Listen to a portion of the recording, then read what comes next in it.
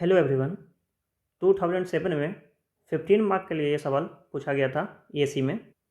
ऐसे सवाल आरपीएससी में भी हम लोग एक्सपेक्ट कर सकते हैं, क्योंकि बहुत ज़्यादा डीप कॉन्सेप्ट से नहीं पूछा गया है, बहुत ही आसान सवाल है।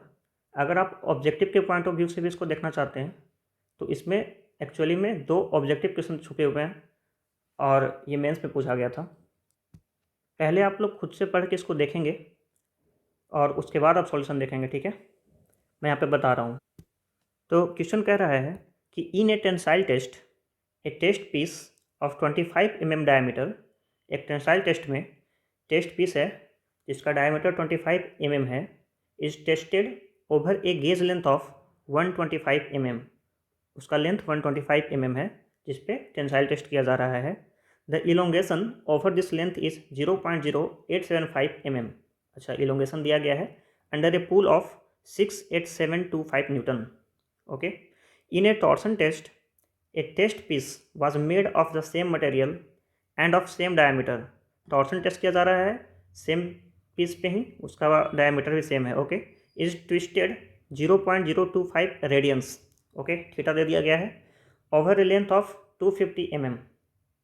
Okay, at a torque of 0.3068 kilo newton metre. Okay, find Poisson's ratio and the 3 elastic moduli of the test piece material. Okay, so tensile test के डेटा से हम लोग ई निकाल सकते हैं एंड टॉर्सन टेस्ट के डेटा से हम लोग जी निकाल सकते हैं। तो ई और जी निकालने के बाद फिर म्यू निकाल लेंगे और उसके बाद हम लोग के निकाल लेंगे, तो 3 इलास्टिक मॉड्यूली निकल जाएगा और पॉइजन्स रेशियो भी निकल जाएगा। आसान क्वेश्चन है, एक बार देखते हैं करके। तो देखिए, फॉर टेंसाइल टेस्ट देख लेते हैं डेटा क्या क्या गिवन है। तो हम लोग को इलोंगेशन दिया गया है, डेल्टा का value 125 mm I think, no so sorry, 125 mm length दिया गया है।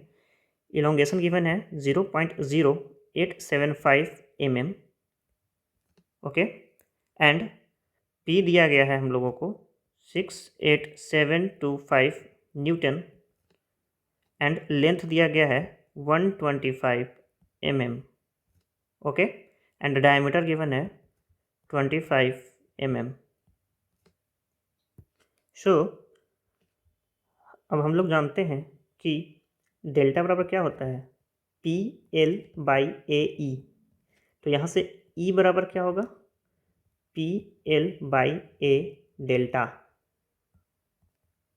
ओके, ये होगा। तो इसमें वैल्यूज डालते हैं और देखते हैं क्या निकल के आता है। तो वैल्यू डालते हैं, E is equal to P L by A delta. P कितना है, 68725 न्यूटन में है, न्यूटन में रहने देते हैं, इंटू एल, एल गिवन है 125 mm। देखिए यहाँ पे सब डेटा लिखा हूँ, वहाँ से देखेंगे, डिवाइडेड बाय एरिया। एरिया क्या होगा, सर्कल का एरिया क्या होता है, पाई आर स्क्वायर, या इसी को लिखते हैं पाई बाई 4 डी स्क्वायर। तो डायमीटर गिवन है तो ये वाला फॉर्मूला लगाएंगे, तो यहाँ पे आएगा pi by 4 into diameter M में ही रहने देते हैं, क्योंकि 125 भी हम लोग एम में ही पुट किए हैं, ए स्क्वायर इंटू डेल्टा, डेल्टा भी एम में ही गिवन है 0.0875 mm। तो इसको सॉल्व करके और ई का वैल्यू निकालेंगे। तो ये वैल्यू निकल के आ रहा है 2 इंटू 10⁵ यूनिट क्या हो जाएगा, न्यूटन पर mm स्क्वायर। ओके, तो this is the value of E.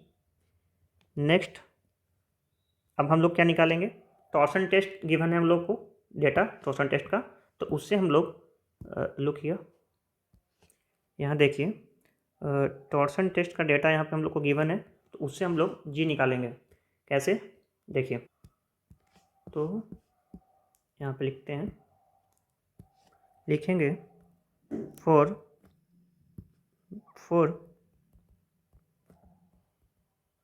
Torsion test data क्या क्या गिवन है वो देख लेते हैं। तो हम लोगों को उसमें टी दिया गया है, एल दिया गया है, थीटा दिया गया है। वैल्यू देख लेते हैं कितना कितना है। तो हम लोग के पास थीटा है 0.025 रेडियंस, लेंथ है 250 एंड टी है 0.3068 एंड कहा गया है सवाल में कि डायामीटर सेम है। ओके, तो मैं यहाँ पर डाटा लिख रहा हूँ। मैंने यहाँ पे डेटा लिख दिया है, टॉर्सन का वैल्यू, लेंथ का वैल्यू, थीटा का और डी का। ओके, अब देखिए हम लोग ये जानते हैं torsion equation T/J is equal to τ/r is equal to G theta by L होता है। तो यहाँ से हम लोग ये लिख सकते हैं कि g बराबर क्या आएगा।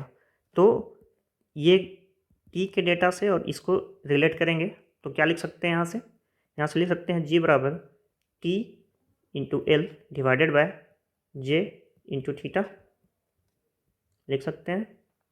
तो इसी इक्वेशन का यूज़ करेंगे, इसमें वैल्यू को डालते हैं और देखते हैं क्या निकल के आता है। ओके, तो देखिए g बराबर T L divided by J theta. T कितना गिवन है, देखिए मैं सब यहाँ पे लिख कर रखा हूँ। टी है 0.3068। अब देखिए यहाँ पे ये किलो न्यूटन में है, तो इसको हम लोग न्यूटन मीटर में चेंज कर लेते हैं। तो हो जाएगा 0.3068 इंटू 10⁻³ न्यूटन मीटर। तो यही मैं यहाँ पे पुट कर रहा हूँ, इंटू 10⁻³ न्यूटन मीटर में आ गया, इंटू लेंथ एल कितना है 250 mm डिवाइडेड बाय जे। अब देखिए जे क्या होता है, तो जे होता है polar moment of inertia. J का value I moment of inertia about X axis plus moment of inertia about Y by axis के एडिशन से ही निकलता है पोलर मोमेंट ऑफ इनर्शिया। अब चूंकि यहाँ पे सर्कुलर सेक्शन दिया गया है तो उसके लिए जे क्या होगा, तो फॉर सर्कुलर सेक्शन देखिए ये सर्कुलर सेक्शन है जिसका रेडियस अगर r है या डायमीटर d है, तो इसके लिए हम लोग आई एक्सेस आई वाई बाय दोनों बराबर होगा और ये होता है पाई d के पावर 4 डिवाइडेड बाय 64 और आई वाई वाई भी होगा पाई d के पावर 4 डिवाइडेड बाय 64।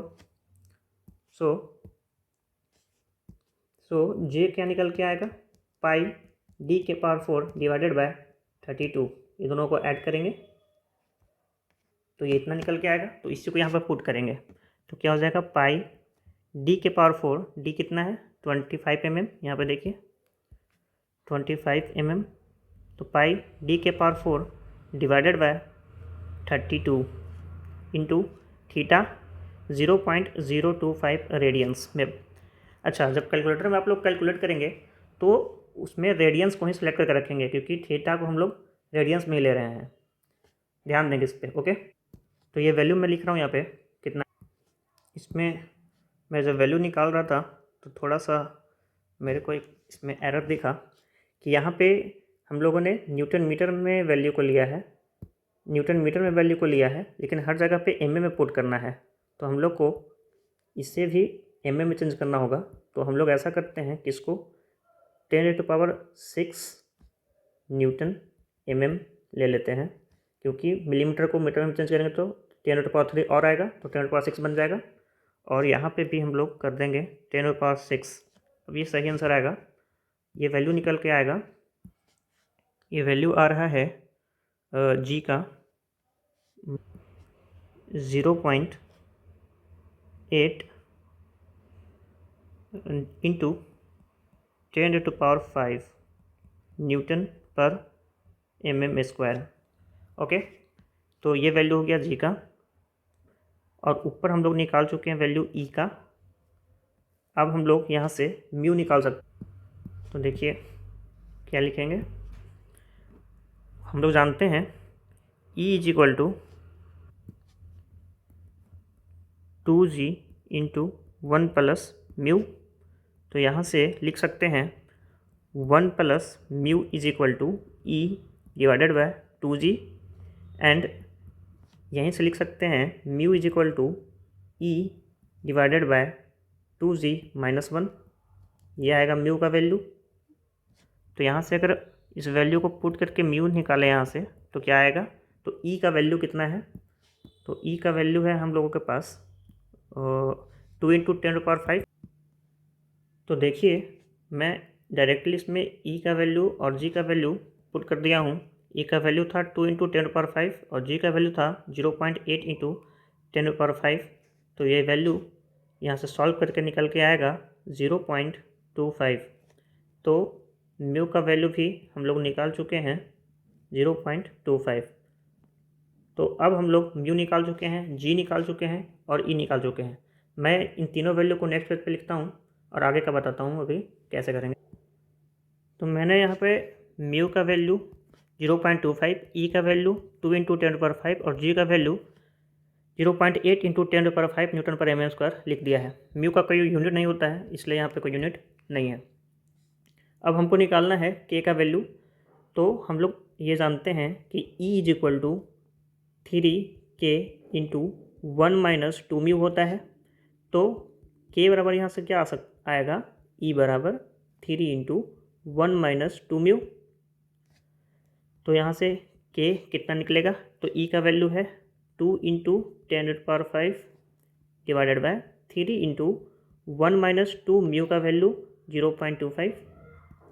तो इसको यहाँ से सॉल्व करेंगे तो के का वैल्यू निकल के आएगा 1.33 × 10⁵ न्यूटन पर mm², ये वैल्यू निकल के आएगा। तो यहाँ पे हम लोग के का वैल्यू भी लिख सकते हैं, क्या आएगा, के का वैल्यू 1.33 × 10⁵ न्यूटन पर mm²। तो देखिए हम लोग के सवाल में पॉइजन्स रेशियो निकालने के लिए कहा गया था और तीनों मॉडुलाई का वैल्यू निकालने के लिए कहा गया था। जैसा कि यहाँ देख भी सकते हैं, ये फाइंड द पॉइजन्स रेशियो निकाल चुके हैं म्यू, और 3 इलास्टिक मॉडुलाई भी निकाल चुके हैं। आई होप आपको ये सवाल समझ में आया होगा। समझ में आया है, अच्छा लगा है तो कमेंट करें, और कोई डाउट हो तो पूछे कमेंट में, और लाइक करें वीडियो को। Thank you.